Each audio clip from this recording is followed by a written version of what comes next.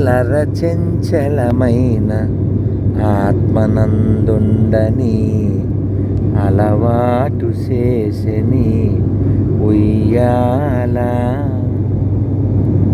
పలుమారు ఉచ్ఛ్వాస పవనమందుండని భావము తెలిపెని ఉయ్యాల ఉయ్యాల ఉయ్యాల ఉయ్యాల ఉయ్యాల.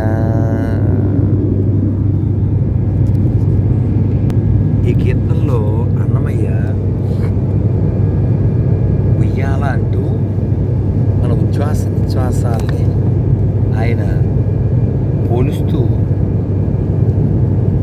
ఆకాశంలో మేఘమండలానికి తాడు కట్టి ఆ తాడులో ఊరేగుతున్నాడు అని ఎంత గొప్ప భావుకతో, అందుకని రసోవై విష్ణు అన్నారు.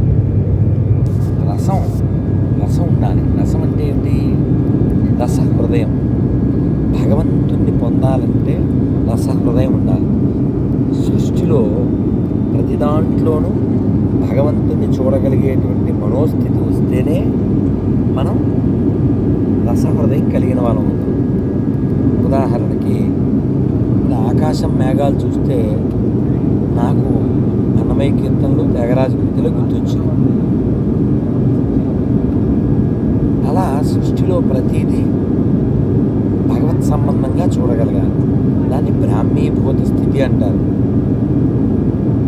ఇప్పుడు గాలిలోంచి గాలిలో కలిసిపోయినా బెంగపడకుండా ఉండాలి. ఎవరికి తెలుసు అటు నుంచి అటు వెళ్తామో కిందకి వెళ్తామో. కాబట్టి సిద్ధంగా ఉండాలి.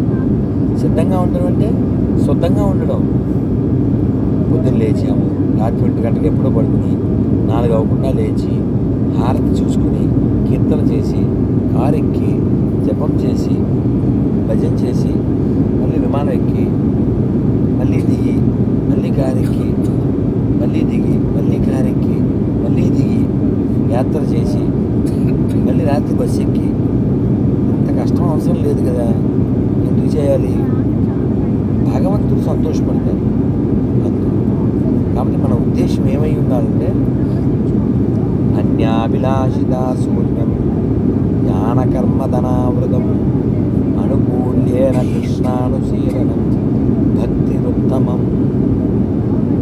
భక్తిలో అత్యుత్తమైన భక్తి ఏమిటంటే ఇతర అభిలాషలు ఏమీ లేకుండా నేను ఏ పని చేసినా కృష్ణుని ఆనంద పెట్టడానికి అని చేయగలిగితే యు ఆర్ రైట్ పర్సన్. అలా అవుదాం, ప్రయత్నం చేద్దాం. హరే కృష్ణ, జై శ్రీమన్నారాయణ.